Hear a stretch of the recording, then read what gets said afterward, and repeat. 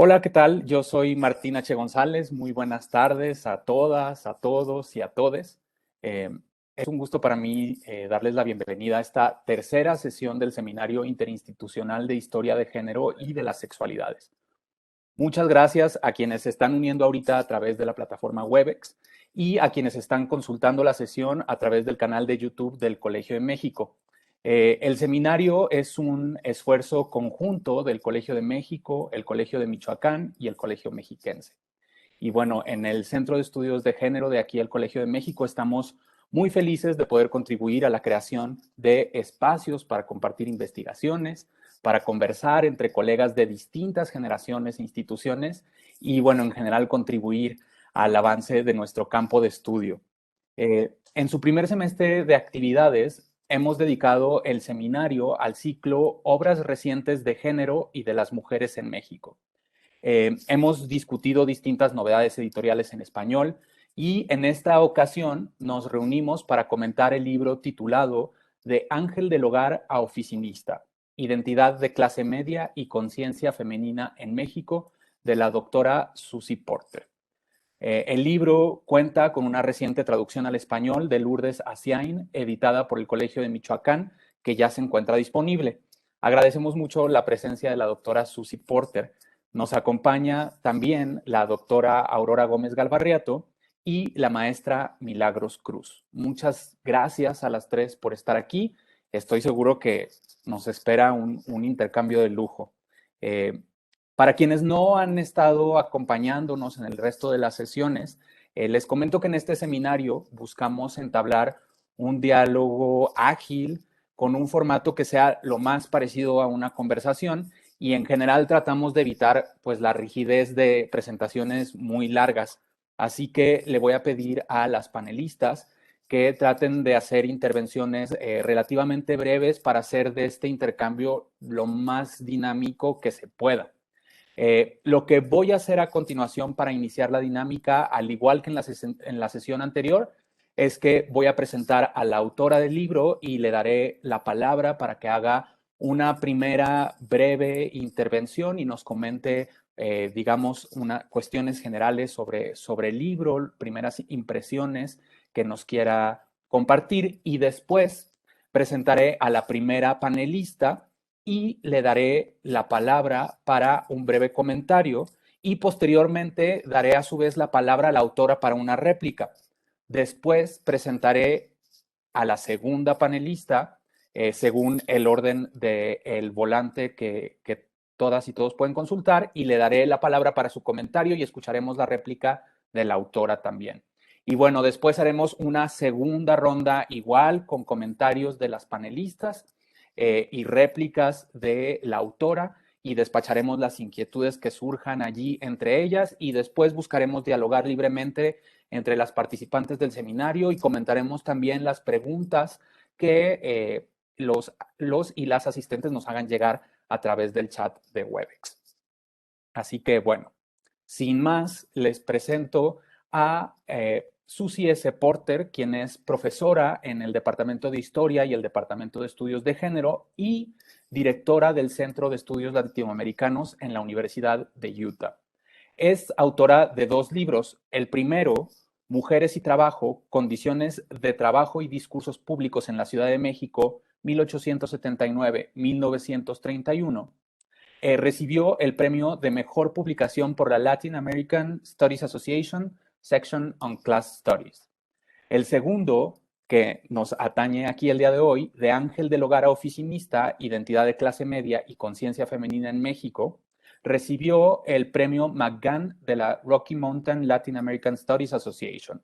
También es coeditora de múltiples obras colectivas y artículos de investigación. Actualmente, Porter preside el comité que organiza la reunión de historiadores de México. Su línea de activismo incluye el servir de experta en casos de asilo y además enseña clases en donde trabaja con la comunidad latina en proyectos de activismo y mejoramiento comunitario. Susi, muchas gracias, tienes la palabra. Muchas gracias. Quisiera darles las gracias al Seminario Interinstitucional de Historia de Género y de las Sexualidades entiendo que implica mucho trabajo por parte de muchas personas y agradezco mucho que nos están ofreciendo ese espacio de intercambio. Realmente lo he disfrutado mucho. Em, También comento, agradezco que las tres instituciones me han apoyado y bueno, y sus profesores me han apoyado de diferentes maneras en las investigaciones en estos años. Entonces agradezco mucho a todos ustedes su apoyo. Em, yo pensé comentar un poco al inicio cómo llegué a ese tema y creo que da un poco, pues cómo llega al tema, ¿no? Fue cuando comencé a hacer la investigación para mi primer libro sobre las obreras y las mujeres que trabajaban que trabajaban en la Ciudad de México. Y encontré a un informe del Departamento del Trabajo que creo que se escribió en el 1914, donde alistaba a todas las ocupaciones donde se encontraban a las mujeres trabajando, entre ellos las oficinas particulares y las oficinas de gobierno. Pues en aquel momento, en los años 90, creo que se aceptaba escribir la historia laboral, era más bien sobre las obreras, ¿no? Las que trabajaban en fábricas. Entonces hice al lado a estas mujeres que trabajaban en oficinas, pero siempre las tenían en mente. Uno, porque sé que las mujeres que trabajan en oficinas también están trabajando, ¿no? Y dos, porque mi mamá también era secretaria y pues entonces siempre me interesaba. Entonces es ahí donde esperaba entrar a la historiografía con ese estudio, es un poco ampliar cómo definimos quién incluimos en la historia laboral, que no son solamente los obreros de fábricas, las vendedores y los vendedores de la calle, sino que también los que trabajan en oficinas. Y siempre me ha parecido que, pues, todos iniciamos las reuniones hablando de cuánto trabajo tenemos, ¿no? Todos nosotros, nosotras, nosotres aquí pasamos todo el día trabajando, entonces, claro que tiene que informar cómo pensamos, cómo conceptualizamos a la vida, a las relaciones, a la participación política.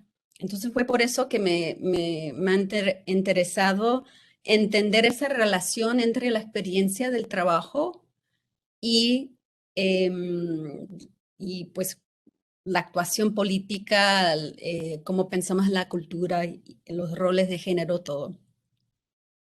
Y finalmente me interesé por esa cuestión de identidad de clase. Creo que tanto en México como aquí en Estados Unidos, a mucha gente le encanta, le identifican como clase media, ¿no?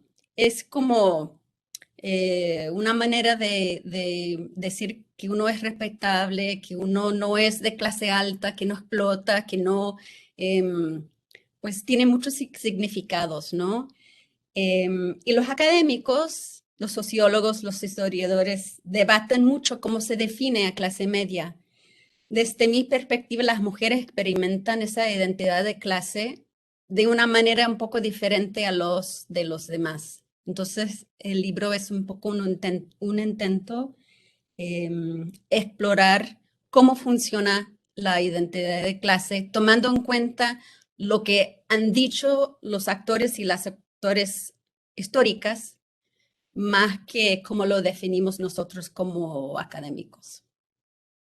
Muchas gracias, Susie Porter, por tu primera intervención. Realmente muy interesante esta reflexión sobre cómo se pasa, sobre cómo pasaste, digamos, de una reflexión sobre los estudios del trabajo a estudiar específicamente a las trabajadoras en oficina. Pero bueno, vamos a hablar más al respecto y para eso le voy a dar la palabra a la doctora Aurora Gómez Galvarriato Freer, quien es profesora del Centro de Estudios Históricos del Colegio de México desde 2015. Es doctora en Historia por la Universidad de Harvard y licenciada en Economía por el ITAM. Sus principales líneas de investigación son el proceso de industrialización en México y América Latina, la historia empresarial y del trabajo, la historia de la legislación económica, la evolución de los niveles de vida y el papel de las mujeres en la economía. Ha publicado 6 libros y más de 40 artículos y capítulos de libros en revistas académicas y editoriales nacionales e internacionales de prestigio. Entre sus publicaciones recientes destacan Industria y Revolución, Cambio Económico y Social en el Valle de Orizaba, México, de 2017, Globalización y Nacionalismo, la banca extranjera en México, 1865-1933, también de 2017, y Female Entrepreneurship as a Survival Strategy, Women During the Early Mechanization of Tortilla Production in Mexico City, de 2020. Muchas gracias, Aurora. Tienes la palabra. Muchas gracias por invitarme. Pues en primer lugar agradezco mucho al Seminario Interinstitucional de Historia de Género y las Sexualidades por invitarme a la presentación de este libro y bueno, por esta iniciativa que creo que es muy importante para todos los que nos interesamos en estos temas. Bueno, realmente es un enorme gusto para mí participar en esta presentación, no solo porque conozco a Susi desde hace décadas y le tengo un enorme aprecio como historiadora y como persona, sino sobre todo porque considero que se trata de un gran libro y realmente me da mucho gusto que por fin lo tengamos ya también en español. Es uno de esos libros que no aparecen con tanta frecuencia.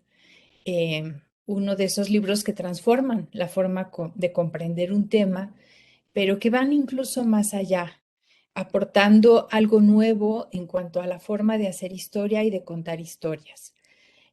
Además de que su lectura es muy placentera, pues es un libro muy bien escrito y bueno, pues les recomiendo a todos el adquirirlo, que por lo que escuché ya está disponible en muchas librerías en español. Y bueno, más allá de hacer pues una descripción de todo lo que me pareció interesante e importante de este libro, lo que haré es hacerle unas preguntas a Susi para que nos cuente ella misma pues de los hallazgos importantes que reflejen el mismo. La primera sería, ¿cómo y cuándo se integraron en México un gran número de mujeres? Pasaron de ser ángeles del hogar a convertirse en oficinistas. ¿Y cómo se asemeja o difiere esta trayectoria de la de otros países en donde este fenómeno ha sido también estudiado, como son los Estados Unidos?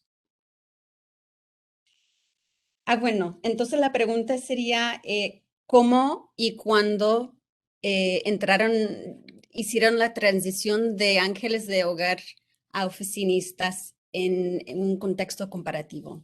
Exacto. Un tema que me interesa es eso de cuándo y por qué, cómo explicamos a ciertas prácticas, ciertas normas de género. Y en mi primer libro encontré a muchos de esos discursos de la domesticidad, de la restricción de la mujer a la esfera doméstica, del peligro de entrar en otra esfera. Y no sabía si era particular a México o no. Y muchos me preguntaron, eso tiene que ver con la cultura mexicana, ¿no es cierto?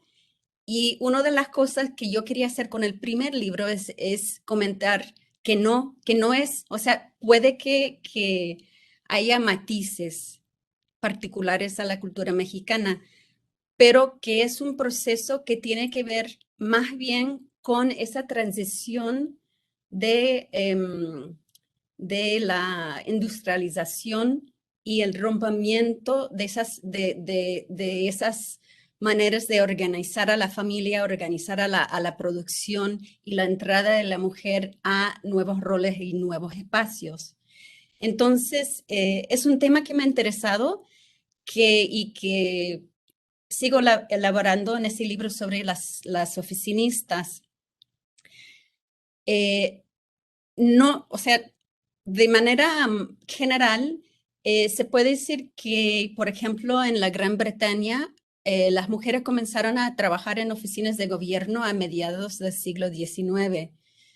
Primero contrataron a niños y que decían supuestamente que esos niños eran indisciplinados, que era muy difícil de controlarlos, eh, y que luego pasaron a contratar a mujeres, ¿no? Eh, en Estados Unidos, la gran ola de contratación de las mujeres en las oficinas públicas ocurrió a fines del siglo XIX, un poco más tarde que en Gran Bretaña. Y en México, un poco más tarde, como quizás una década más o menos más tarde que en Estados Unidos.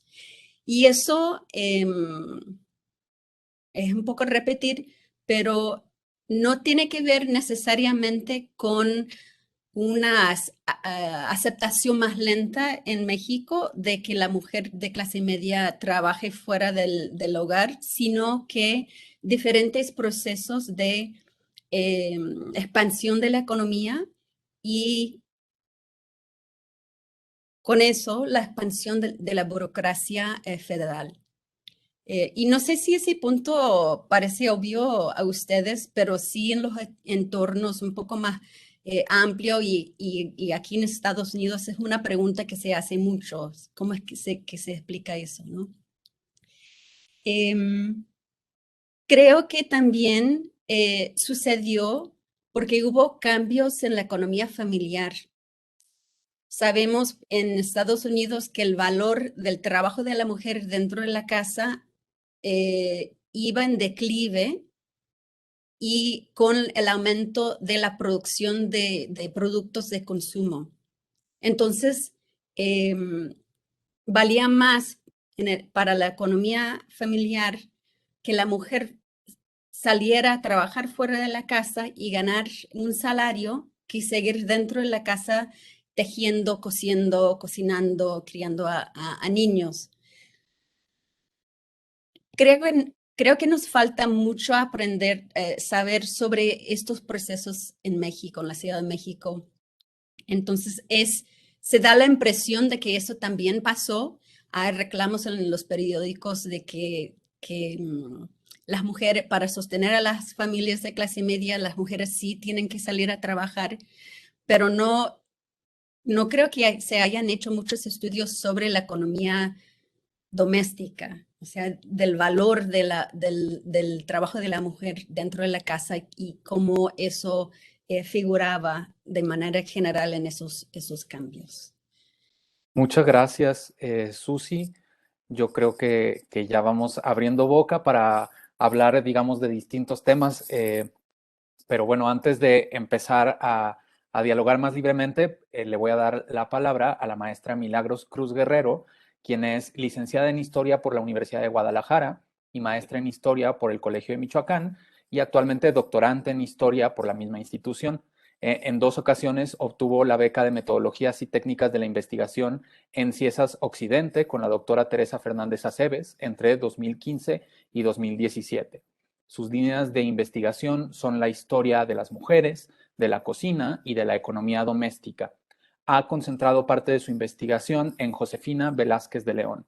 Se ha presentado en varios congresos, como en la 15ª Reunión Internacional de Historiadores de México y en el 8º Coloquio Internacional de Historia de las Mujeres y de Género en México, organizado por Red Mujer, y en el 12º Encuentro Internacional de Historiadores de la Prensa. Muchas gracias, Milagros. Tienes la palabra. Muchas gracias a todos, a todas, por el espacio para compartir los libros que se han compartido y sin específico esta obra que hoy toca comentar y de la cual estoy muy emocionada porque es un libro, pienso, necesario. Creo que el libro de la doctora Susie Porter ha cubierto un vacío historiográfico dentro de los estudios de género y de clase social en México, porque lo hace desde una perspectiva femenina, ¿no? Y eso es un aporte en sí mismo. La doctora Porter toma en cuenta la experiencia laboral de las mujeres, de estas empleadas públicas, en un arco temporal de 60 años, de 1890 a 1950, y toma en cuenta pues su cultura material, su cultura escrita, los debates públicos, las representaciones, en fin, analiza un modelo de clase media que se compone de diversas características, más allá del factor económico y de los hábitos de consumo, que no deja de lado, pero sí toma en cuenta factores como el capital cultural, capital social, capital político y simbólico que ella va relatando a lo largo de su libro. Y esto es muy importante porque a la luz de la experiencia femenina, pues sí brinda un matiz distinto a estos estudios de clase. Eso, pienso, es un aporte. Y ese es su, bueno, ya propone un modelo metodológico de clase femenina. En ese tenor me gustaría a mí preguntarle a la autora cómo detectar y recuperar metodológicamente esa experiencia femenina, sobre todo en fuentes que no fueron escritas por ellas, porque hay un manejo muy fino de las fuentes, muy sutil, y uno lo ve a lo largo del libro. Pero ¿cómo lograrlo? Con esta variedad de fuentes que nos presenta, prensa, películas, novelas, ¿no? Planes de estudio, por ejemplo, ¿no? La experiencia laboral, la experiencia escolar. ¿Y cómo va usted eh, enraizando y nos va matizando este estudio? Esta sería mi primera intervención por el momento. Gracias, Milagros. Pues una de las maneras en que se hace eso es tardarse mucho.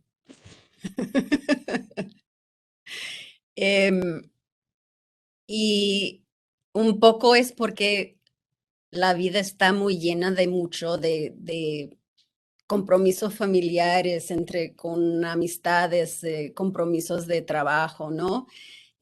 Pero también tardé mucho con el libro precisamente por eso, porque iba aprendiendo, iba visitando diferentes archivos, iba en conversación con muchos que están aquí presentes. Me acuerdo, creo que hace muchísimos años que hablé con Gabriela Cano sobre quién era Leonor Lack, ¿no? Y me proveía citas y referencias y comentarios y observaciones, ¿no? Entonces uno es tardar mucho, el otro es buscar donde se pueda y creo que ser un poco ecléctico, ¿no? Tomar en serio la literatura como fuente histórica, tomar en serio pequeñas referencias en los periódicos. Y una de las cosas que sí me ayudó también fue comenzar a identificar a mujeres específicas que aparecían en las fuentes, ¿no? Ahora tenemos biografías excelentes que se han escrito. Cuando comencé el libro, creo que no digo que inicié con la ola de biografía, porque no es cierto, pero digo que fue un momento, comencé a escribir el libro cuando no habían muchas biografías de mujeres, ¿no? Y me parecía muy importante identificar a personas específicas porque nos transita, nos lleva desde referirnos a las mujeres de manera general a personas específicas como actores históricos. Y creo que eso es muy importante para cualquier historia que relatamos, ¿no? Si fuera de cualquier grupo que inicia, que entramos como viéndolo como un grupo social y luego entramos a hablar de personas específicas para darle nombre y cara a estas mujeres, ¿no? En este caso a dos mujeres. No sé si así respondí a la pregunta. Podría hablar un poco de historia cultural y social, pero creo que esa sería mi respuesta. Gracias. Muchas gracias, Susi. Pues vamos a ir profundizando. Me parece que las comentaristas hicieron un trabajo fino de identificar cuestiones muy particulares de tu investigación, así que creo que irán como surgiendo capa tras capa. Vamos a continuar, digamos, como avanzando en el debate y pues ahora tiene la palabra la doctora Aurora Gómez. Muchas gracias. Bueno, pues ahora voy a a unir varias preguntas, Susi, porque como quise varias y no puedo decidirme por solo una. Una. Bueno, la primera es ¿por qué estudiar a las empleadas públicas? ¿Y qué aporta su estudio para comprender mejor la evolución del rol de las mujeres en México, del feminismo, de la formación de las clases medias y de la configuración de la identidad de clase media, sus particularidades de género, así como de las estrategias de organización laboral de estas empleadas? Em, por otro lado, y un poco en relación a lo que señalaba Milagros, pues en tu libro, además de analizar las fuentes de archivo que tradicionalmente usamos los historiadores, pues además de distintas fuentes pues cinematográficas y de distinto tipo, algo en particular que me llamó la atención y me gustó mucho fue este análisis literario que haces de novelas como Atavismo de María Ríos Cárdenas de 1921 y Nosotras las taquígrafas de Sara Batista, escrita en 1950.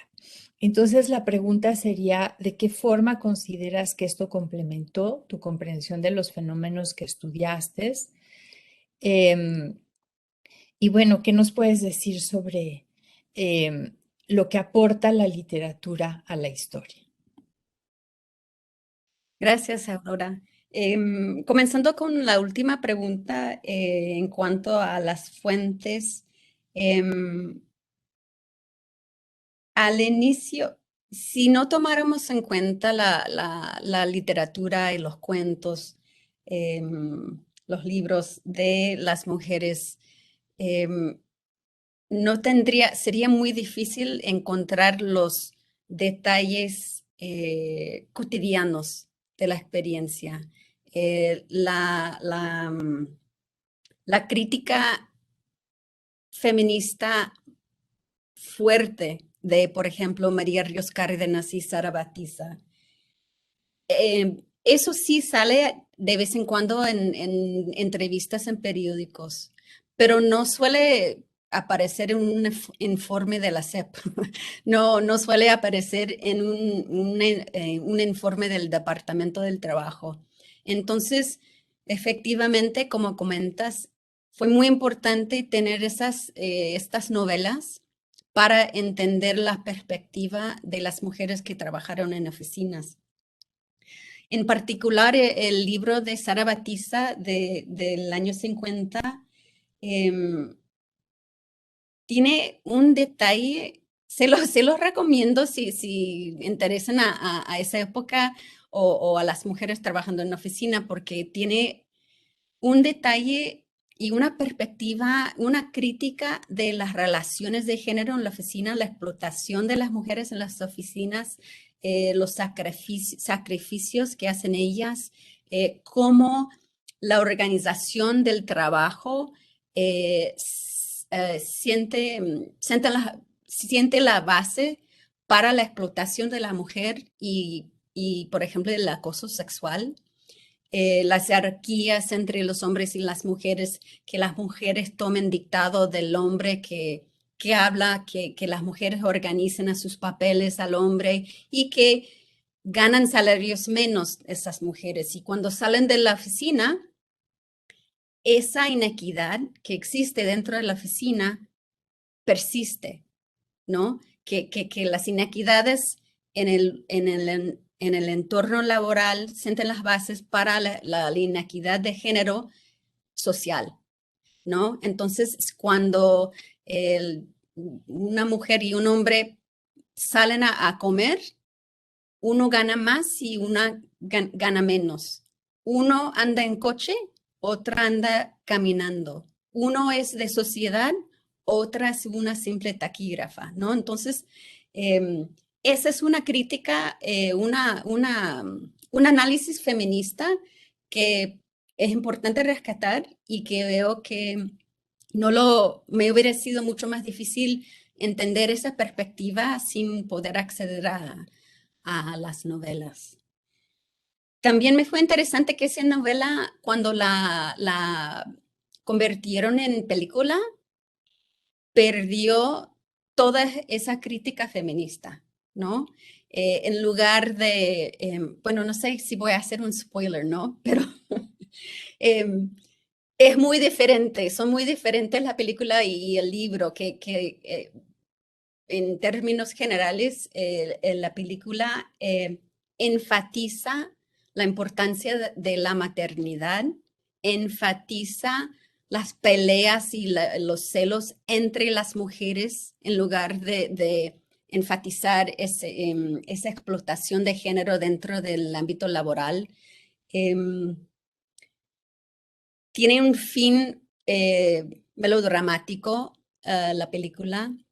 Entonces, en fin, esa comparación también es muy importante. Y sí hay el desafío de tomar, uno no puede tomar una novela como un testimonio oral. Y hasta a los testimonios orales hay que tomarlos con cuidado, ¿no? Entonces, también con la literatura hay que ubicarlo y identificar qué es y qué no es, qué se puede saber y qué es lo que no se puede saber.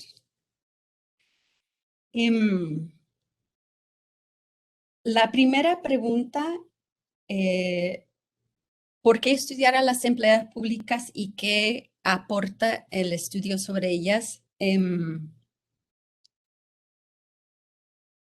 por qué fue una cuestión práctica, porque como empleadas públicas por empleados del gobierno, habían mucho en el archivo, ¿no? Había mucha información, peticiones, información sobre salarios, todo eso, ¿no? Entonces fue una cuestión práctica. ¿Y qué aporta? Eso es una pregunta grande y voy a responder con un punto para no extenderme demasiado. Creo que es interesante ver cómo las empleadas públicas, por ser empleados del gobierno, tuvieron una experiencia que podría ser un poco diferente de otras oficinistas, pero eso queda por ver, que es que como empleados llegaron a ser en el año 30, 31, miembros del partido político dominante y por eso tenían que pagar un día del salario al partido al mes.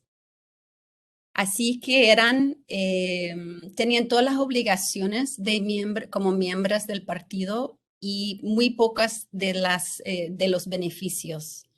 Era un cierto impuesto sin tener voz. Pero también por estar dentro del partido,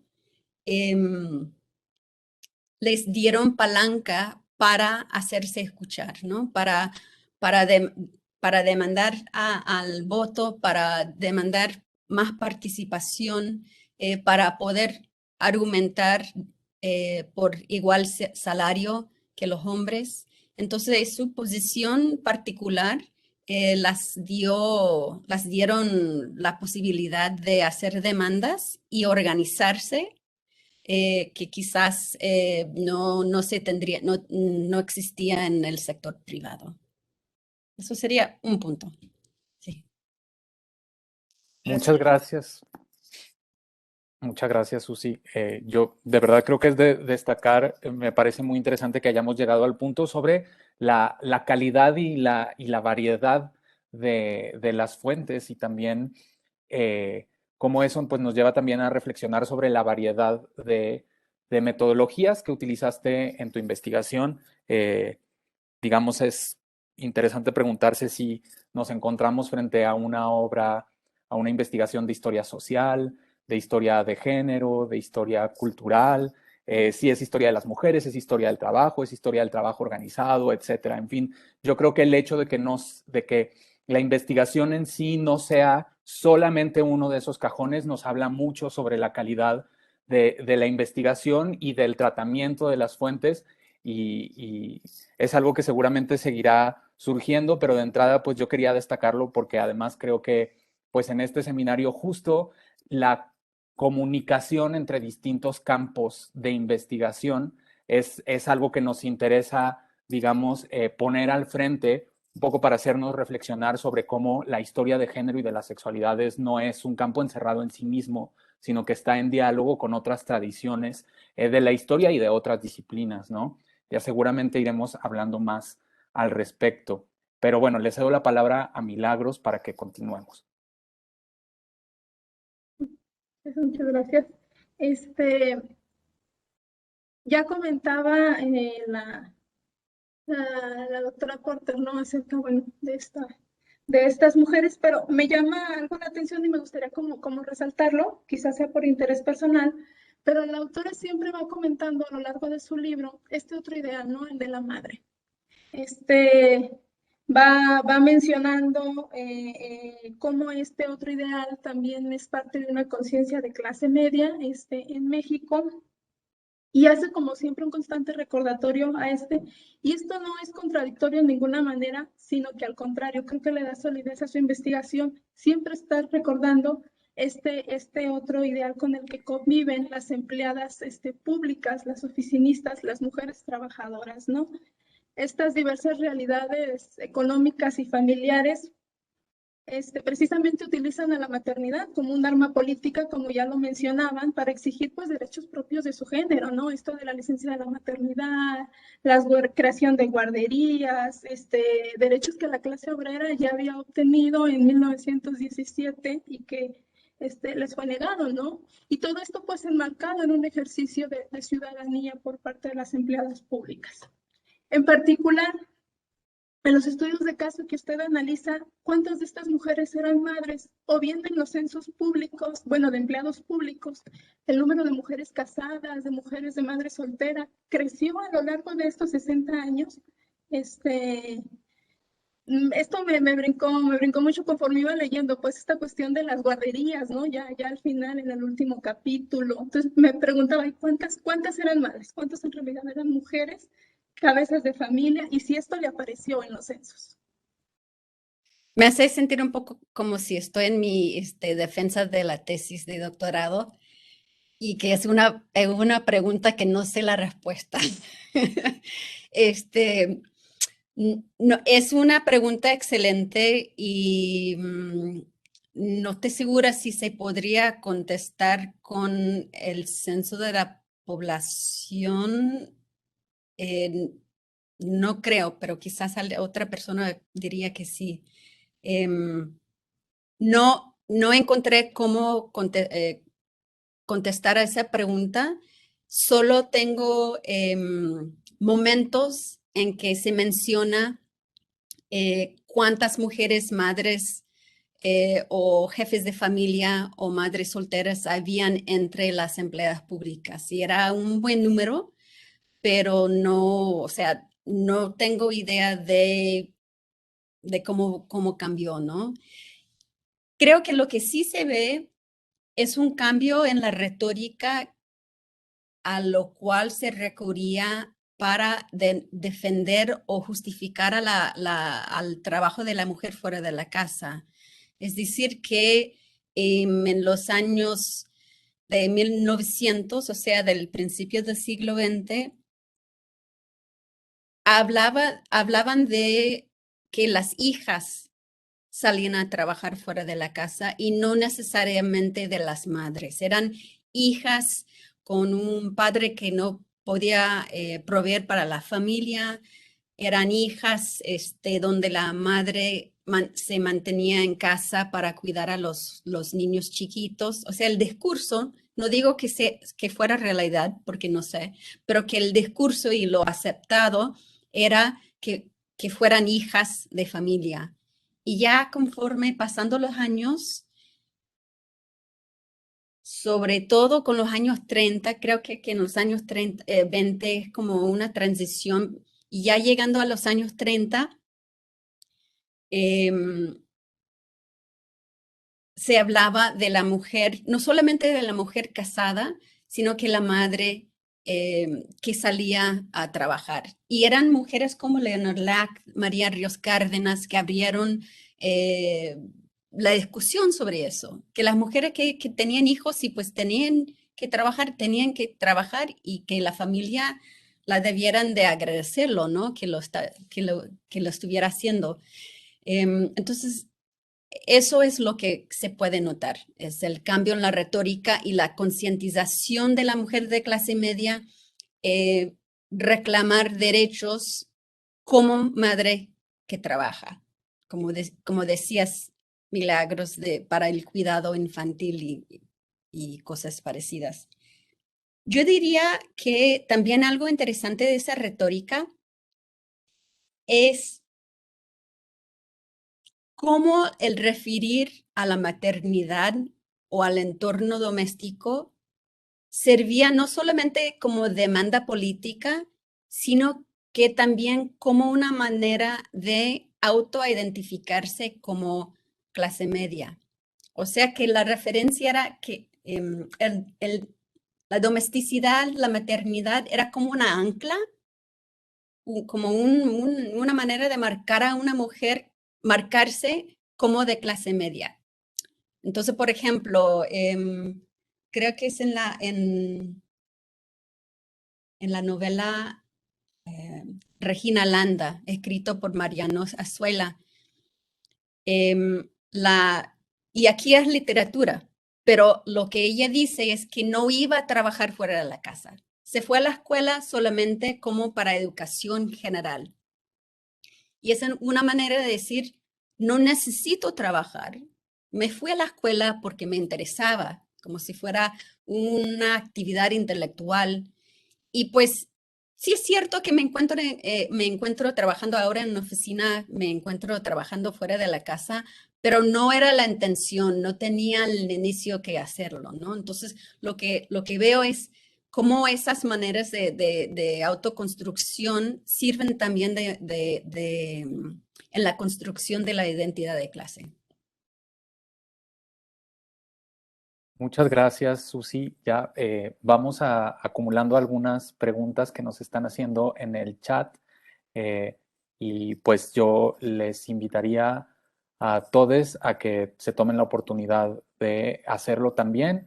Vamos a tener un momento para resolver esas preguntas, pero por ahora yo creo que hemos logrado tener como un ritmo que nos permite en este momento yo creo que tener otra ronda con las panelistas que han preparado una lectura bastante minuciosa de tu libro, así que le daría la palabra otra vez a la doctora Aurora Gómez. Muchas gracias. Bueno, pues realmente la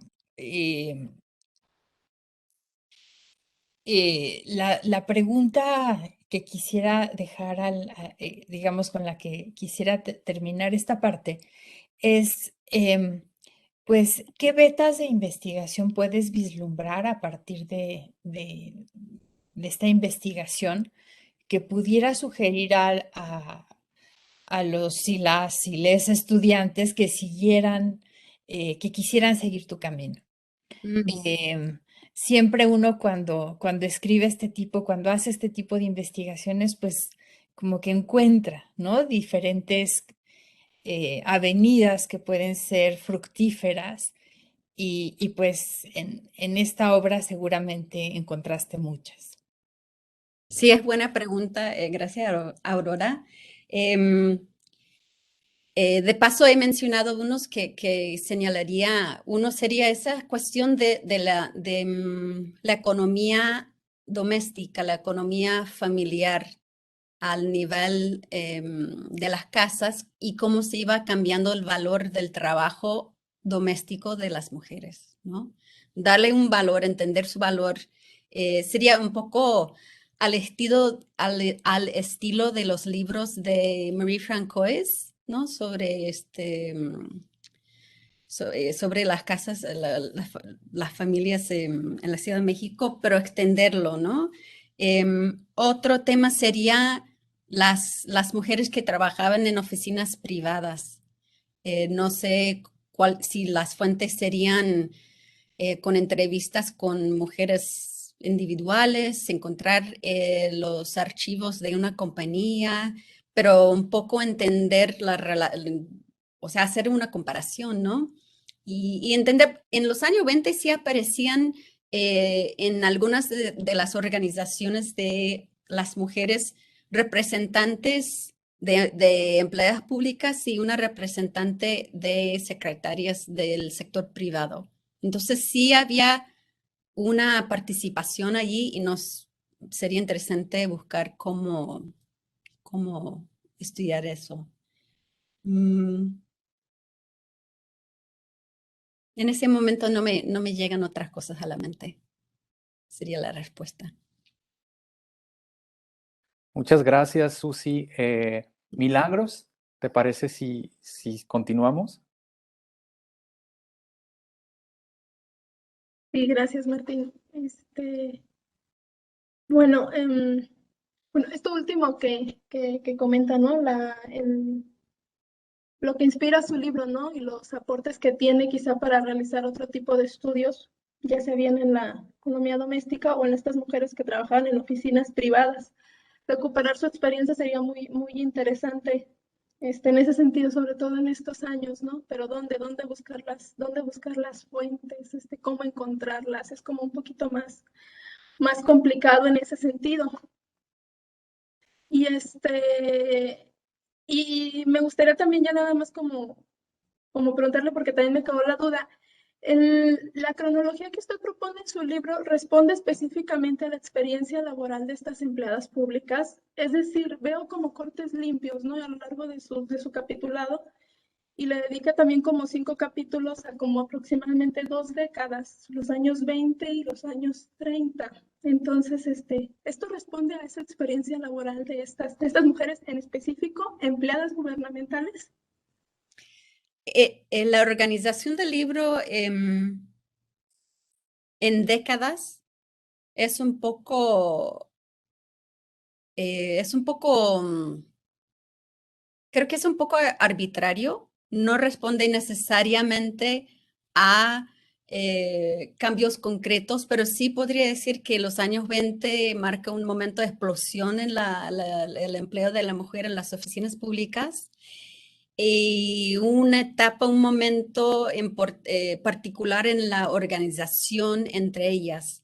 Es el momento en que al nivel entre unos empleados de más o menos alto nivel se organizan dos organizaciones en respuesta a las reducciones salariales de los empleados, que afectó más a los hombres de alto rango que a las mujeres de rango más modesto, pero que esas organizaciones no abrieron espacio a las mujeres participar. Entonces, mi argumento es que en los años 20 las mujeres no encontraban el espacio en las organizaciones de empleados públicos y que de cierta manera fue por eso que entran al movimiento de mujeres. Podría ser que también ese movimiento respondió a sus inquietudes, ¿no? Pero hay como una doble ¿por qué? Y que en los años 30 la historia cambia para ser una historia de las mujeres empleadas públicas, que ellas inician la organización de los empleados públicos en los años 30 y que hay no es una coincidencia, pero hay como varios temas que les preocupa y que la manera de organizar está mucho más, le da forma el movimiento obrero más general, ¿no? Y esas relaciones con el gobierno federal. Entonces es un poco, o sea, los capítulos los escogí un poco para encajar toda esa información que me iba así, ¿no? Pero también hay un porqué en las delimitaciones. Creo que que falta mucho por estudiar, eso toca la pregunta de Aurora, para los años 40, que todavía falta entender un poco más sobre la experiencia laboral de las mujeres, de las empleadas públicas en los años 40.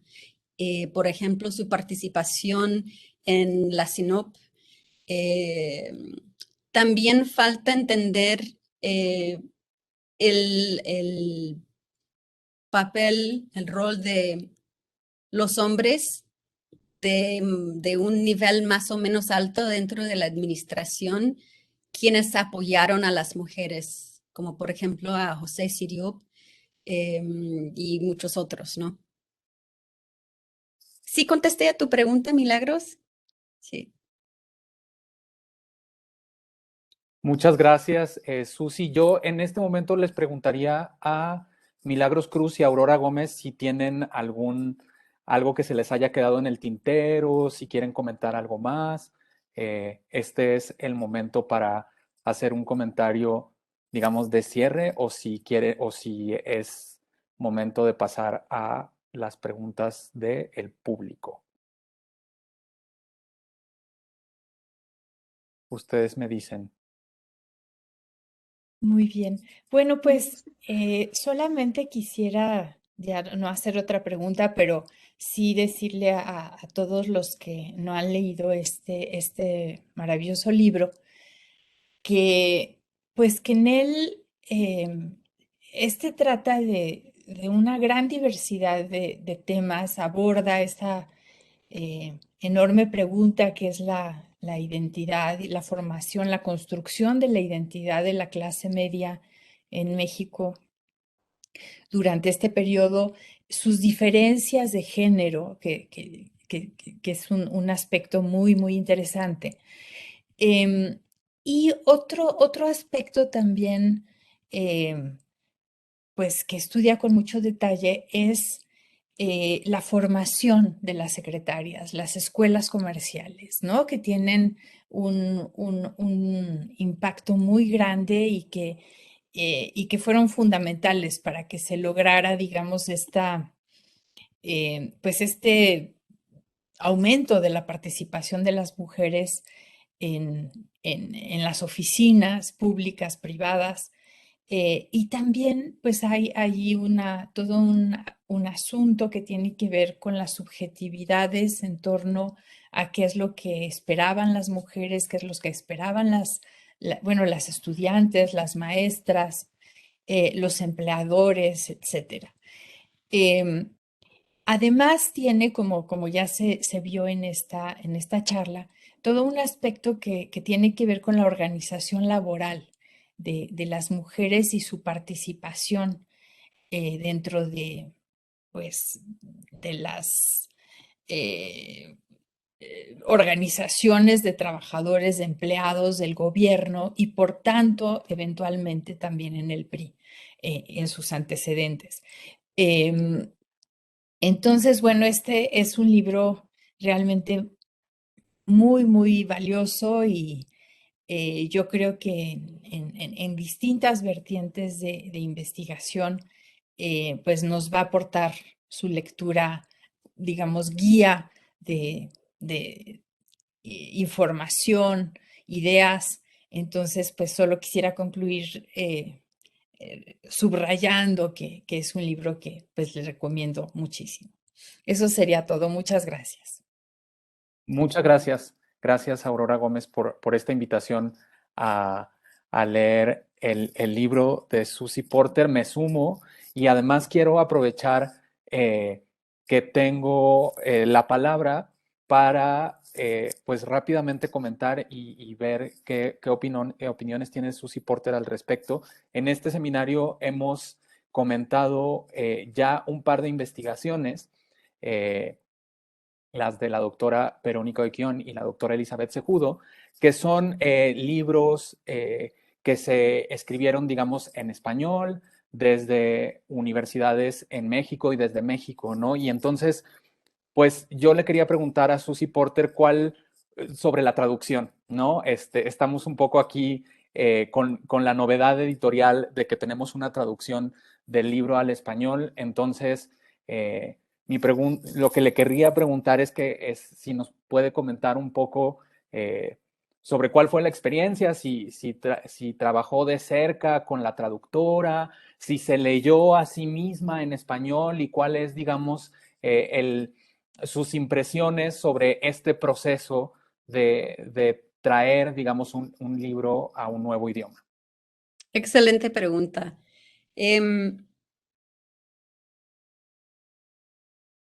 Implica muchísimo trabajo la traducción de un libro de un idioma al otro, aun cuando uno no hace la primera traducción, ¿no?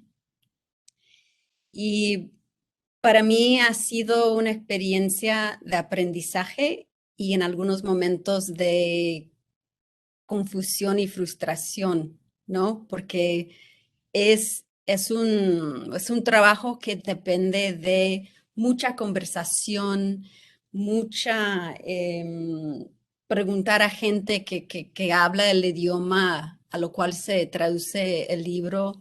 La traducción que se hizo fue excelente y aún así lo pasé a una alumna con quien estaba trabajando que habla español para que lo leyera. Después lo pasé con amistades para que lo leyera. Y aún así creo que hay puntos donde se podría precisar más, ¿no? Por ejemplo, estuve en una conferencia en Argentina el mes pasado, o sea, no en Argentina, pero en Argentina de pantalla.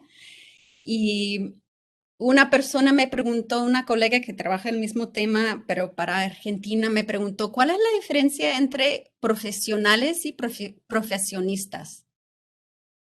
Yo no tengo idea. Y ahí se quedó en el libro esa diferencia. Y, y pues en algún momento uno tiene que decidir cuánto tiempo se va a extender o sea, eso ya tardó muchos años, ¿no? Entonces, yo diría que implica mucho trabajo y es difícil.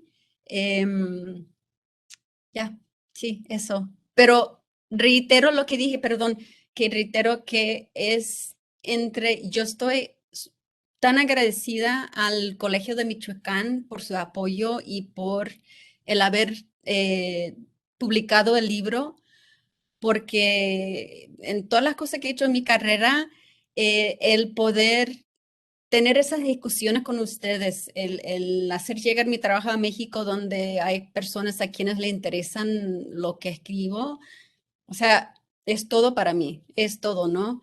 Entonces, realmente agradezco al apoyo del Colegio de Michoacán y a todos ustedes por lo haber leído a pesar de unos detalles que no se quedaron un poco en el aire. Muchas gracias por la respuesta. Susi, si te parece, te voy a leer algunas de las preguntas que están en el chat, en lo que el público digamos, las participantes del seminario que tienen acceso a cámara y micrófono, si alguien se quiere animar y quiere ir pensando, elaborando una pregunta, pueden levantar la mano. Mientras tanto, te leo que Víctor Macías pregunta, Susi, ¿la maternidad define a la feminidad o había otras formas de ser mujer para la clase media? ¿La mujer profesionista de clase media podía ser soltera o debería ser madre? También Ana Carolina Ibarra González dice, Susi, uno de los aportes del libro es el complejizar el concepto de clase social, pues puedes abundar en esto y explicar por qué sucede a partir de la participación de las mujeres. Y María Rebeca Muñoz Lobato dice, a la autora, ¿qué opinión tiene sobre los estudios del ciudadano femenino, del cuidado femenino, perdón, para la familia? ¿Qué opinión tiene sobre los estudios del cuidado femenino para la familia, ya que las mujeres contribuyen a la reproducción económica del país en cuanto a la fuerza de trabajo, siendo su contribución de tal importancia que va más allá de lo familiar? Y finalmente, Zenia García, que nos saluda desde Saltillo, Coahuila, manda felicitaciones y pregunta recomendaciones bibliográficas, que está respecto a organizaciones femeninas, obreras, organizaciones sindicales, antisufragistas, segundo, antireeleccionistas, etcétera, etcétera. Ok, bueno. Em, Pues los voy a tomar así suelto, o fuera de orden. En cuanto a la pregunta sobre el cuidado femenino de las mujeres y pues el labor de reproducción dentro de la casa, es, eh, ¿qué opino sobre los estudios? Pues creo que falta, si estamos hablando de la historia, creo que falta muchísimo, ¿no?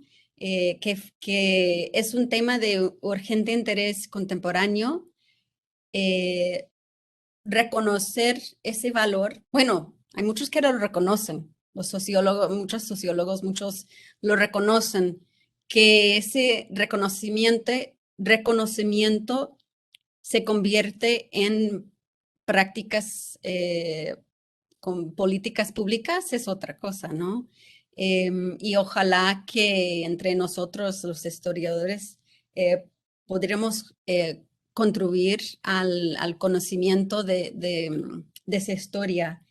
Em, Creo que sería interesante entender no solamente a la mujer madre y su trabajo, sino que el trabajo de las hijas en mantener a la familia eh, al, em, y a la familia extendida, claro, ¿no? Y el rol de ellas. En cuanto a la pregunta de Víctor sobre si hubieran otras maneras de ser mujer de clase media que la maternidad, creo que es algo que es un argumento a lo largo del libro, que sí, que precisamente cuando las mujeres entraron esas mujeres que se autoidentificaban como mujeres de clase media, entraron al trabajo, que iniciaron esas conversaciones sobre identidades más allá de la maternidad, que era la identidad de madre, madre que trabaja, la identidad de mujer activista. Hay muchas que se identificaron, o sea, se alejaron totalmente de esa cuestión de la maternidad, como por ejemplo Otilia Zambrano, como Lenore Lack, no se identificaban a ellas mismas como madres, aunque sí hablaron, dialogaron sobre la importancia de dar valor al labor, al trabajo de ser madre, no la imagen. O sea, ellas hicieron la distinción entre, dijeron a los que critican, que decían que el único rol de las mujeres era la maternidad. Estas mujeres decían, ustedes hablan de poesía, hablan de cuentos románticos, hablan de la madre en el Día de la Madre, pero lo que tenemos que hacer es hablar de la madre como actividad concreta, qué es el trabajo que implica cuáles son las políticas públicas que tenemos que diseñar para apoyar ese trabajo. Entonces, el poder de esa retórica de la maternidad era muy fuerte y sigue siéndolo, pero sí había muchos matices, ¿no?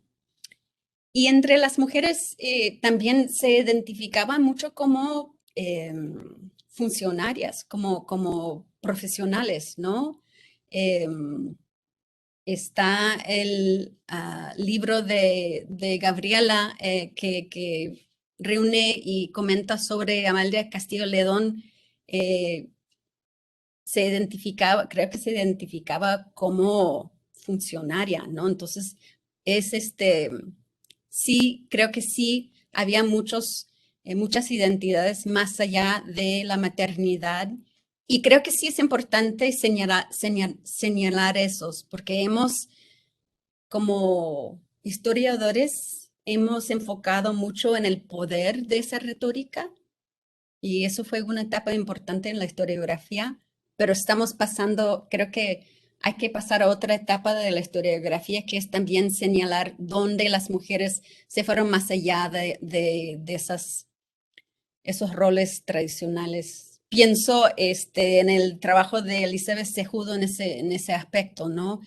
Cómo ella sostiene que las mujeres ocuparon a un espacio bisagra donde tomaron de esas imágenes de la domesticidad, de la maternidad y que emplearon a esa identidad de una manera para incidir en lo público, ¿no? La pregunta de Ana Carolina sobre la conceptualización de identidad de clase. Lo que no estoy segura si estoy respondiendo a la pregunta, pero lo que sí me ha interesado es cómo en la historia, en la historiografía, se ha identificado a las mujeres con la identidad de clase de la familia de lo cual viene la persona, ¿no? Y había mujeres que venían de familias obreras, y eso lo sabemos por algunas encuestas que se hicieron en los años 30, que se fueron a trabajar en oficinas de gobierno. Y en ese momento, muchas de esas empleadas públicas se identificaban como clase media, porque era trabajo de oficina, requería de una educación o un certificado, no era una fábrica. Entonces, eso me interesa, cómo dependiendo del espacio y el momento, cómo dependiendo de la trayectoria de la persona, y en muchos casos, la identidad de clase es diferente. Y que las mujeres, me da la impresión, hay matices en cómo experimentan a la identidad de clase, por la manera en que si se hace por ejemplo, una comparación entre un hombre que va a la universidad, que tiene un licenciado, entra a la oficina en un momento cuando los hombres están aceptados totalmente como o sea, ¿cómo diría? O sea, ¿qué es aceptado? Un espacio es aceptado para ellos. Eso es muy diferente que a la mujer que sale del hogar para apoyar a la madre, que está en casa cuidando a los hijos, que va a una escuela de secretarias y que toma un puesto. O sea, su trayectoria es muy diferente. Entonces, lo que quería hacer un poco con ese trabajo es identificar esas experiencias que dan forma a la identidad de clase. Muchas gracias por las respuestas. Estoy viendo aquí a organizadoras, participantes en las cuadrículas, Mila Davasant, Elizabeth Sejudo. Si quieren levantar su mano físicamente o, o utilizar, muy bien, Mila Davasant y Ana Sofía, parece que están interesadas en participar. Le doy la palabra a Gabriela Cano también. Entonces, hagámoslo así. Mila Davasant, Ana Sofía y Gabriela Cano. Adelante, Mílada. Me sumo a las felicitaciones, Susi. Tengo el privilegio de tener tu libro dedicado, o sea que me siento muy orgullosa. Y bueno, es un libro capital en la historia de las mujeres. Todas las que nos dedicamos al tema, pues es así una obra que se lee con gusto y es una obra pues muy importante. Yo tengo algunas preguntas de contexto y una pregunta metodológica. No sé si haya tiempo, pero bueno, si no, después lo platicamos en algún momento. La escritora Rita Felsky dice que más que contemplar la historia de las mujeres como este periodo de transición entre ángel del hogar a las oficinas o a cualquier tipo de trabajo, las mujeres llevamos dentro los dos desempeñamos, digamos, varios papeles, entre ellos el ángel del hogar y nuestro propio trabajo, que no podemos separar esas esferas. Y bueno, en mi vida propia es obvio que no lo he podido separar, que estoy inmersa en eso, pero sí quería preguntarte qué piensas acerca de esto que dice Rita Felsky. he tenido muchas amigas secretarias a lo largo de mi vida y no creo que haya cambiado tanto las secretarias que tú estudiaste a las secretarias que yo conocí y que me contaron otras historias y que sabemos en México el papel tan importante que desempeñan las secretarias en las oficinas. Como bien dices en tu libro, generalmente los jefes sí se casan con gente de una clase social, digamos, pareja o similar, que no se casaban con, digamos, con sus secretarias. Y sabemos mucho de los amoríos que hay siempre, o no siempre, perdón, muchos amoríos entre los jefes y las secretarias. ¿Tú encontraste en algún tipo de documentos, porque son pocos, digamos, los jefes que se llegan a casar con las secretarias? Y me queda como muy en el tintero si encontraste algunos casos de quejas de los abusos de los jefes, de los acosos, de las quejas en general, de pedir tiempos extras, digamos, a las secretarias, que era y es bastante común, ¿no? No sé si hay en algunos juicios o simplemente en algunos documentos este tipo de quejas. Y tengo otra que apuntó Aurora acerca de la fuente tan importante para mí como biógrafa también, que son las novelas, que son todo tipo de obras literarias.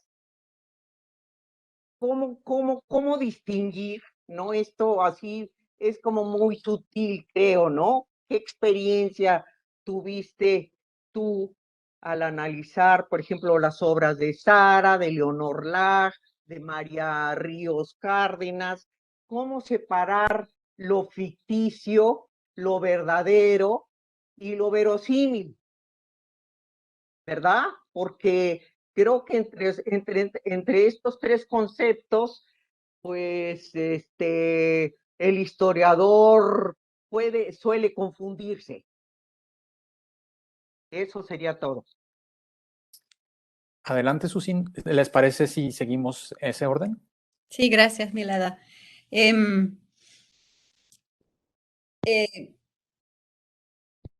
Yo estoy muy de acuerdo con lo que dices, Milada, sobre la importancia del trabajo de las secretarias hoy en día y que confrontan muchas condiciones de trabajo que serían parecidos a los que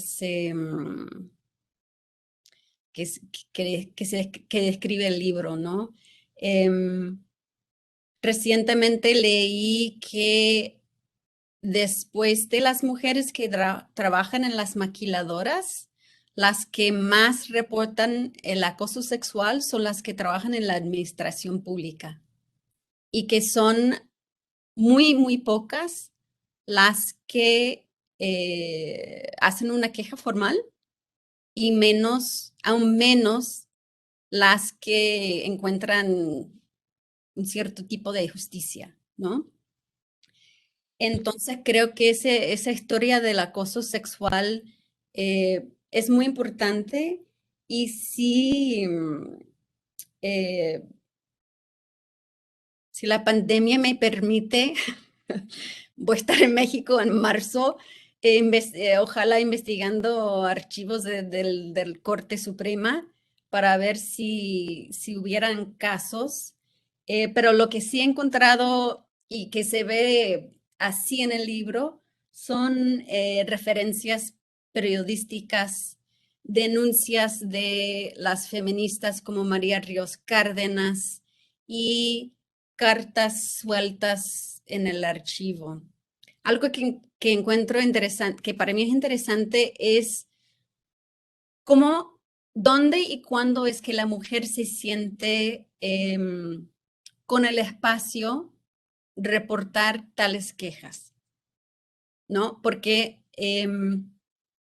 el quejarse del acoso sexual o el abuso en el trabajo implica exponerse a que a uno le culpen, ¿no? Se expone también de manera legal, como decía, muy pocas mujeres encontraron la justicia en estos casos.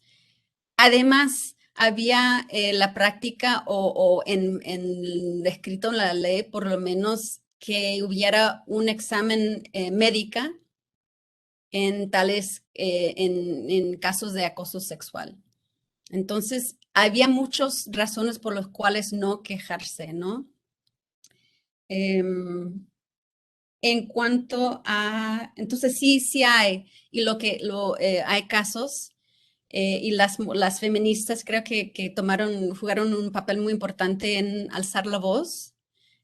Quisiera agregar a la conversación que también habían las personas que introdujeron la idea del compañerismo en el trabajo, que no es todo abuso y que es importante, que era importante en los años 30 construir una manera de relacionarse en los hombres y las mujeres en el ámbito laboral, reconociendo la intimidad que se crea en el trabajo, porque estamos juntos todo el día, y esa intimidad que no es abuso, que no es un cuento romántico, pero que hay que reconocer ese tipo de relación más entre iguales.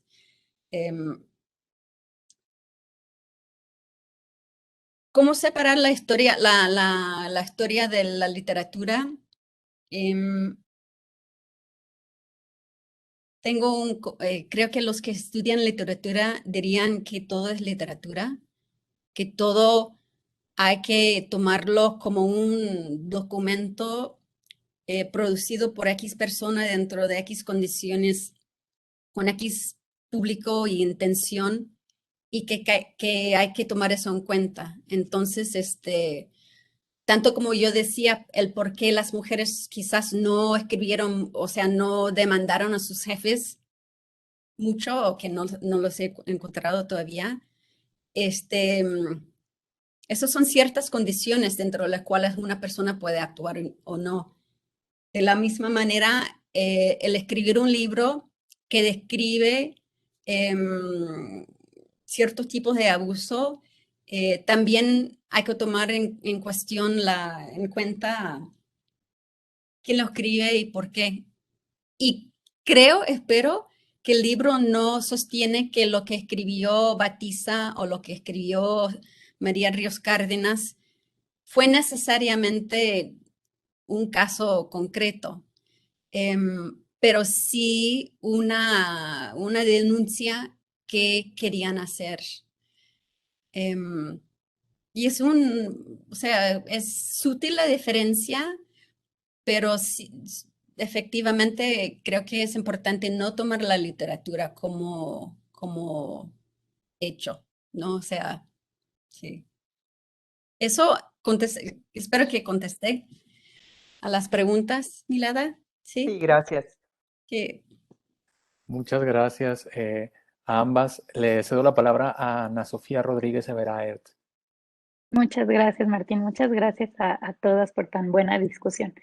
Yo tengo una pregunta muy concreta y es, ¿cuál es el lugar, si es que existe, del trabajo doméstico en la conformación de la identidad de clase media de estas mujeres, en lo que ellas mismas, ¿no? Los observadores expliquen? Lo pregunto pensando sobre todo en que para las feministas de los 70, ¿no? El hecho de tener a otras mujeres empleadas, algo como muy recurrente en los países de América Latina, es justamente lo que imprime una discusión de clase muy distintiva a la llamada segunda ola del feminismo, ¿no? En países como México. Entonces, pues sí, me pregunto si esto, o sea, si algo de esta relación, pues digamos, con mujeres, con terceras mujeres, ¿no? Empleadas, modificó en algo la concepción identitaria de las nuevas trabajadoras. Gracias, Ana Sofía. Creo que es una excelente pregunta por lo que comentas, ¿no? Como sugirió en los años 70, Yo tenía esa pregunta en mente cuando entraba al archivo y no encontré mucha información al respecto. Por ejemplo, y hasta, por ejemplo, en los libros que he mencionado, donde la autora entra en más detalle, está ausente. Entonces, el trabajo, o sea, la figura de, de otra mujer que trabaja en la casa como trabajadora doméstica, no la encontraba. Y no sé si es estratégica esa ausencia o es, como me preguntaba Milada, o es un hecho que no tenían mujeres que trabajaban en la casa como trabajadoras domésticas. Eso lo sumaría a la columna de posibles temas a estudiar. Una cosa sí, a lo largo de los momentos que el libro abarca,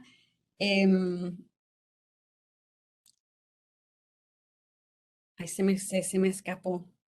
Ya se me fue el comentario. A ver si después, sí. Pues aprovechando que estamos tocando este tema, hay una pregunta que estaba en el chat que se había quedado en el tintero que quizás te ayuda a redondear de lo que estamos hablando, que dice, ¿hasta qué punto la participación de las mujeres como empleadas públicas y su transición de ángeles domésticos dependió de la incorporación de las empleadas domésticas en los hogares de clase media, de la complicidad de sus padres, maridos o del apoyo de la familia extensa? Sí. Un comentario sobre esa cuestión de que si las empleadas públicas son clase media o no. Si estamos hablando de sus salarios, no son clase media, ¿no? Si estamos hablando de lo que pueden comprar o no, no son clase media. O sea, y lo digo así, hay una parte del libro donde analizo los salarios y hay destacados investigadores de la época que no las consideran a ellas como clase media. Hay momentos en que se usa la palabra clase media para despreciar a las empleadas, cuando, por ejemplo, se está haciendo la transición entre la escuela Miguel Herrero de Tejada y cuando lo quieren cerrar, ¿no? Dicen, son mujeres de clase media que se entretienen con con clases de habilidades manuales, con manualidades y no es importante. Eso lo comento porque para mí lo que es interesante es esa brecha entre el estándar de vida, los salarios y todo eso de un lado, o sea, la vida material, y del otro lado, la interpelación de una identidad de clase. Entonces, si bien Sara Betiza se identifica como clase media, no, eso no significa que necesariamente lo era. Entonces, una duda que me quedó al terminar el estudio es un poco referente a lo de Ana Sofía. ¿Es que era más bien clase media y por eso no tenían trabajadores domésticas en la casa o es que están ausentes del discurso? También hay que reconocer que realmente sí estamos hablando de un gran gama de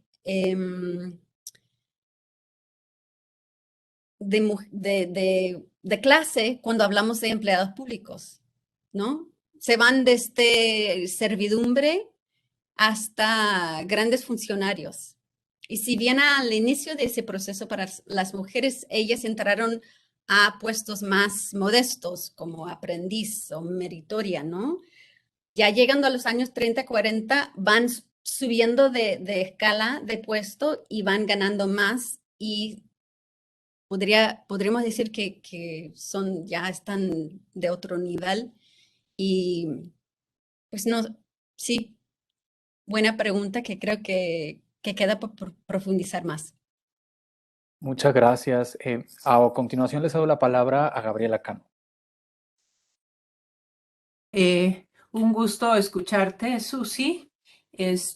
Primero quiero tocar esto que preguntan, que siempre nos sucede, sobre bibliografía sobre estos temas. Y bueno, todo el ciclo está presentando obras recientemente publicadas en español. Y bueno, pues creo que ahí es una bibliografía. Y para iniciar tenemos tanto el libro de Susie Porter, que tengo aquí, yo lo tengo en inglés, todavía no tengo el de español. Y también tenemos el libro anterior de Susie Porter, que se trata sobre temas semejantes. Y también invito a quienes nos han preguntado de la bibliografía, pues estamos en redes sociales y ahí están los datos de los libros. Y pues empezar por ahí, porque todas las obras tienen pues unas buenas páginas de bibliografía. Eso para quienes nos acompañan en esta conversación. Ya directamente para ti, Susi, esta conversación que estamos teniendo me parece muy, muy iluminadora. Tú decías hace un momento que estas mujeres que trabajaban en el sector público, pues desde luego tenían distintas identidades según donde estaban, porque las identidades son móviles. Algunas de ellas que tú describes, usan sus obras publicadas, también pueden caracterizarse como escritoras. ¿Tú cómo llegaste a ellas y dirías que son escritoras o cómo entrarías en esto? Esta pregunta se me ocurrió desde que empezaste tu presentación y al momento de leer el libro, pensando en las autoras cuyas obras en el periódico o publicadas como libros independientes tú analizas. Y más aún en esta última intervención a las escritoras, a las mujeres intelectuales que yo alguna vez estudio, siempre se les demerita diciendo que eran mujeres que tenían mucho tiempo libre para escribir y que por eso escribían. Y que pues eso como que no es representativo de las mujeres mexicanas, así como si fuera posible tener una representación de las mujeres mexicanas. Entonces, la pregunta es esta: ¿cómo posicionas tú a estas empleadas o cómo entiendes a estas empleadas públicas que estudian y trabajan, de alguna manera, que trabajan y escriben? ¿Cómo las relacionas con la historia de la escritura, de las obras escritas con mujeres? ¿Esto dirías tú que es literatura? ¿Cómo entras en esa discusión? Sí, me encanta la pregunta, gracias Gabriela. Y yo diría, inicio con agradecerte a ti porque creo que llegué a muchas de ellas por medio de tus sugerencias. Entonces, gracias.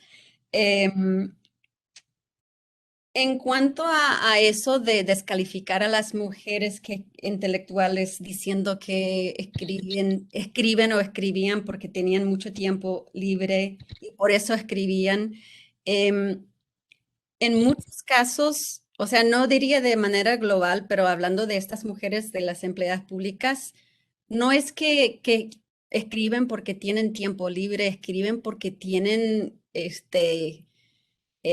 inquietudes, que tienen demandas, que tienen algo que decir, que quieren cambiar cómo percibimos al rol de la mujer. O sea, tienen cosas que decir, es por eso que escriben a pesar de, y aquí respondo a la primera parte de la pregunta, si son periodistas, empleadas o escritoras. Son todo eso. Yo leí un libro, creo que lo escribió una persona que está en la disciplina de comunicaciones y describía a Leonor Lack como periodista.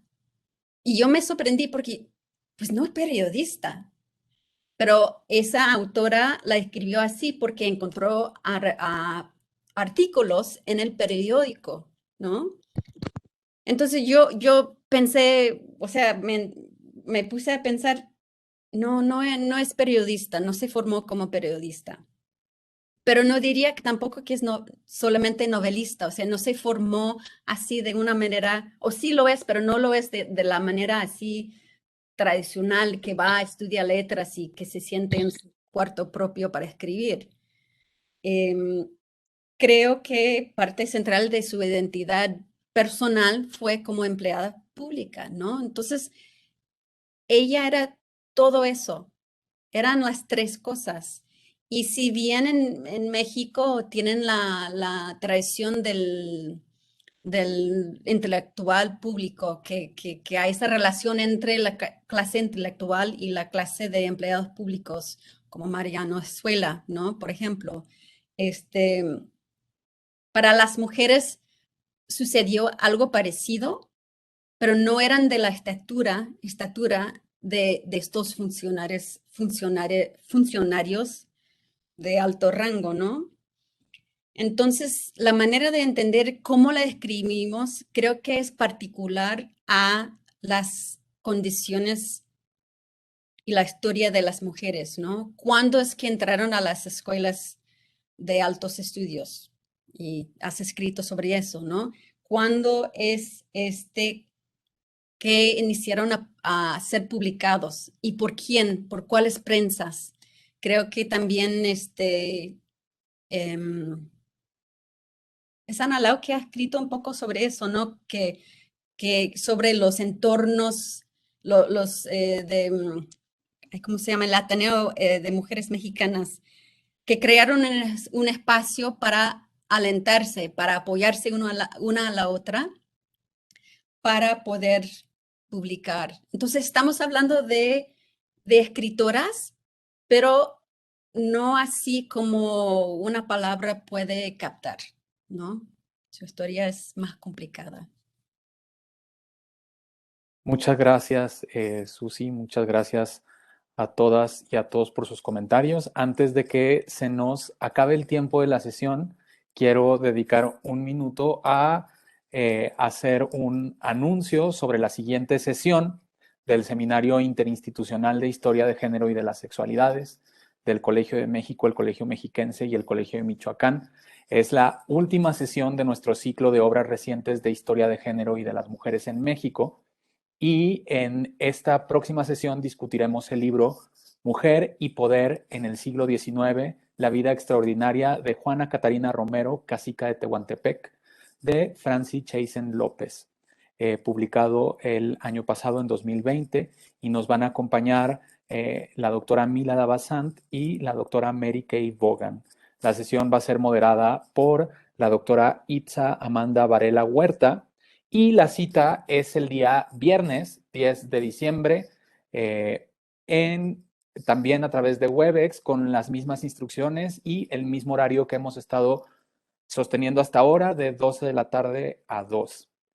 Y bueno, dicho esto, pues les invito a que estén atentas y atentos a los anuncios que les hacemos llegar. Si ustedes se registraron a través de la plataforma Webex, seguramente estarán recibiendo anuncios sobre el seminario de nuestra parte, así que estén pendientes de ellos. Allí también les solemos adjuntar las sesiones que también están disponibles una semana normalmente después de cada sesión, a través del canal de YouTube del Colegio de México.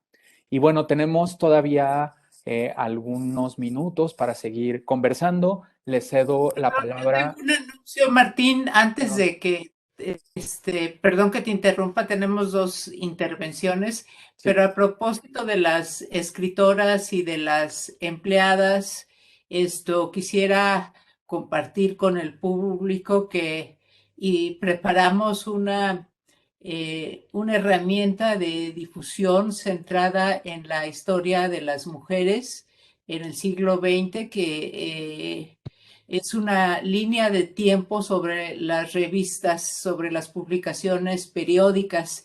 Eso está en la página de la Biblioteca Daniel Cosío Villegas. En un ratito ay, Martín ya la compartió, qué bueno. Quedó súper bonita.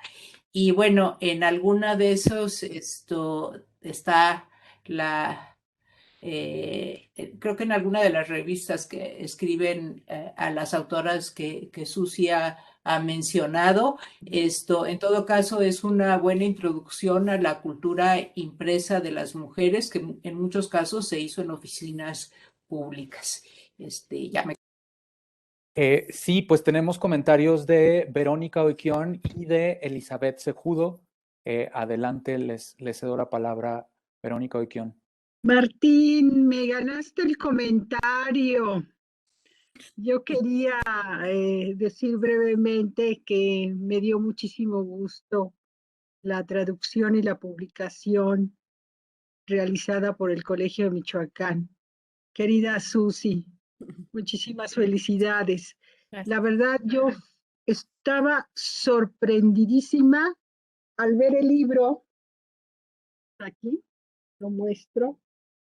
Y porque me lo encontré en la librería del Colmich, aunque está cerrada, nos permiten entrar.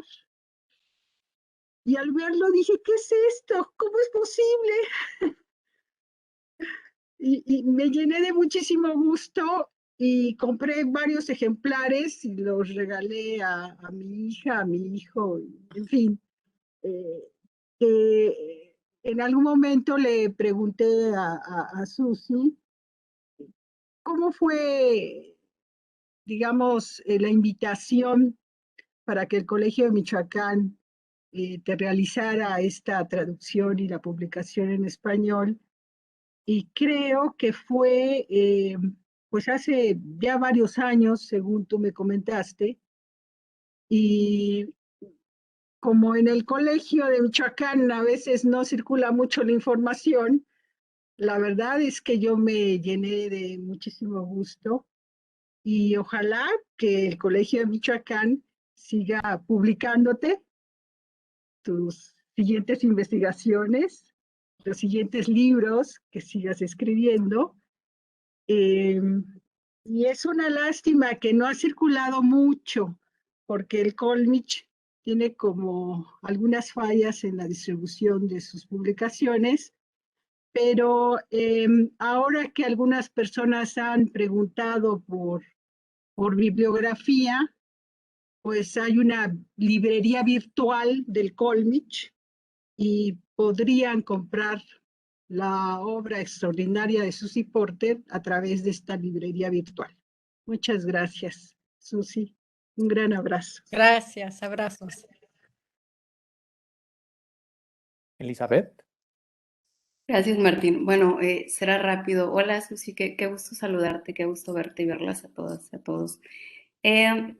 Pensando en que, digamos, las fuentes o la prensa de los 20, 30, digamos que comparte una percepción, digamos, como de rechazo con respecto a la integración de muchas mujeres a los ámbitos laborales, sobre todo en las oficinas.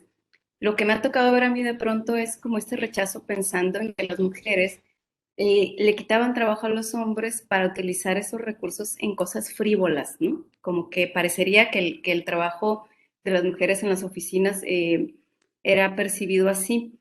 Mi pregunta es, digamos, cuando las mujeres entran a estos espacios que eran masculinizados y llegan y de pronto pues conviven con actores masculinos, ¿no? Los interpelan. Si tú detectaste como algunos cambios en esas construcciones de masculinidad de los propios varones que estaban trabajando en las oficinas y de la propia opinión pública, ¿no? Que estaba como al pendiente, digamos, de qué estaba pasando con las mujeres en las oficinas, ¿no? Entiendo que, digo, no es algo que abordas directamente en el libro, pero me interesa mucho conocer tu percepción, ya que estuviste inmersa como en los casos, en las fuentes y demás. Sí, es una muy buena pregunta, Elizabeth, gracias. Eso de intentar negarles a las mujeres el derecho a trabajar basado en argumentos de sus compras frívolas, es algo, o sea, hablando de comparaciones internacionales que se ha visto en muchos países, ¿no? Y es interesante porque esa supuesta frivolidad está muy relacionado con las exigencias del trabajo, ¿no? Que se vistieran bien, que tenían tacones bonitos, que se pintaran pintaron los labios y todo eso. Entonces es como un doble espada, ¿no? Y en cuanto a la pregunta sobre cambios entre los hombres, en cuanto a la masculinidad, una cosa que sí percibí, y no se trata de la manera adecuada en el libro, es cierto, esa cuestión, pero una cosa que sí percibí fue una como momento de inquietud sobre la utilidad del trabajo del hombre, uno, ¿no? Se sienten como marginalizados. El otro sería, conforme pasando los años, la distancia que los hombres tenían de esa identidad como veteranos de la revolución, que les daba ciertos privilegios que iban desmuñendo, ¿no? En cuanto a acceso al trabajo. Debiera haber un cambio muy importante entre un sector masculino en cuanto al apoyo a la mujer que trabaja fuera de la casa, porque sí había como individuales particulares, específicos que apoyaban a las mujeres oficinistas. Entonces creo que hay un gran tema de investigación sobre ese cambio generacional. Sería como dándole eco a los estudios que se ha hecho sobre cambios en las leyes de divorcio, ¿no? Que habían ciertos hombres entre liberales que apoyaban el divorcio, de Ana Lidia García. Estoy pensando también en algunos ensayos de María Teresa Fernández Esteves sobre el rol de padres liberales en cuanto a la cuestión del apoyo a la educación de las hijas, ¿no? A principios del siglo XX. Entonces sí, creo que sí, falta mucho estudiar en ese respecto. Y también sobre la sociabilidad, ¿no? Cómo los hombres interactuaron con las mujeres que tenían una identidad laboral, que tenían acceso al dinero, ¿no? Y eso se veía en la retórica de los años 1890 y que persistía, pero lo que yo vi era que venía de las mujeres, ¿no? Que decían, esos hombres que quieren que una mujer se casa con él porque tienen que hacerlo, porque no tienen otra fuente de apoyo económico, pero de las palabras de ellos y no de ellas, sí creo que falta investigar. Buena pregunta, gracias. Muchas gracias, Susi, muchas gracias a todas las participantes. Pues digamos en este último punto, estamos hablando ya sobre las mujeres, por ejemplo, como consumidoras, ¿no? Y creo que una de o sea, yo quisiera destacar de esta charla cómo la investigación de Susi Porter nos ha llevado a hablar de las mujeres como trabajadoras en oficinas, a las mujeres en muchos espacios y en muchos contextos y con muchas funciones y actividades, ¿no? Las mujeres como escritoras, las mujeres como intelectuales, las mujeres como trabajadoras del hogar, a las mujeres como trabajadoras en oficinas, como consumidoras. Y en este último comentario de Elizabeth Cejudo también llevarnos, digamos, a reflexionar sobre la transformación de los roles también de los hombres, ¿no? Entonces quisiera, digamos, destacar la riqueza de reflexiones a las que hemos logrado llegar en esta conversación. Muchas gracias a Susi Porter, a Aurora Gómez Galvarriato y a Milagros Cruz. Yo les cedería rápidamente para que hagan un último comentario, la palabra a Aurora Gómez, a Milagros Cruz y finalmente a Susi Porter, lo más breve posible a manera de despedida. Les agradezco mucho su participación. Si quieren cerrar con alguna reflexión, este es el momento. Bueno, pues la verdad coincido contigo, pues en esta conversación hemos abordado una gran cantidad de aspectos que en realidad surgen de la lectura de este libro y pues nada, creo que lo la principal conclusión es que todavía nos falta mucho por aprender y que Susi nos abre un camino muy rico, no solo en cuanto a la información de su libro, sino de las metodologías que utiliza para construir su narrativa. Adelante, Milagros. Pues ya el último, para no perder más tiempo, simplemente reiterar mi agradecimiento por la invitación que se me extendió para comentar el libro de la doctora Porter. Es ampliamente recomendado, está muy bien hecho. Algo que no comenté, yo fui oficinista 7 años en el ámbito privado y mucho de lo que ella relata aquí, yo me vi ahí reflejada. Es cierto, ahí está la experiencia de las mujeres, y tiene una validez increíble este libro a partir de la recuperación de fuentes y de metodologías para obtener y brindarnos esta experiencia femenina. Entonces, pues les agradezco mucho a la doctora Porter por tan maravilloso libro. Esperemos que lo compren pronto. Adelante, Susi Porter, unas últimas palabras. Les comento que ahora voy a salir de esa pantalla muy triste porque me siento mucho más cercana a ustedes por la discusión y me hacen mucha falta, ¿no? Entonces, ojalá que nos veamos pronto en persona, pero de verdad ese espacio ha sido muy rico. No sé si se quedan en línea los que pidieron bibliografía o creo que me quedó una pregunta sin responder. Me pueden encontrar en la Universidad de Utah y mi correo está allí. Y con mucho gusto seguimos la conversación. Gracias.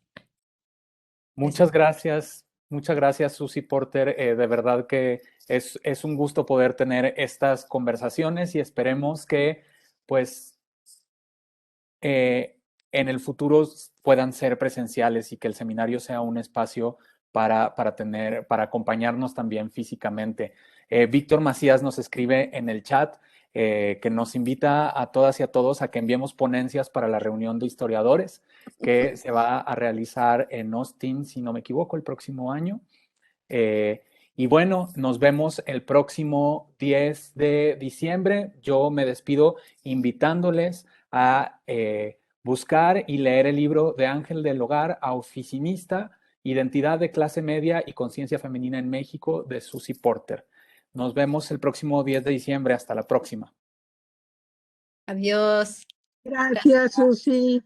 Un gran abrazo a todas y a todos. Abrazos.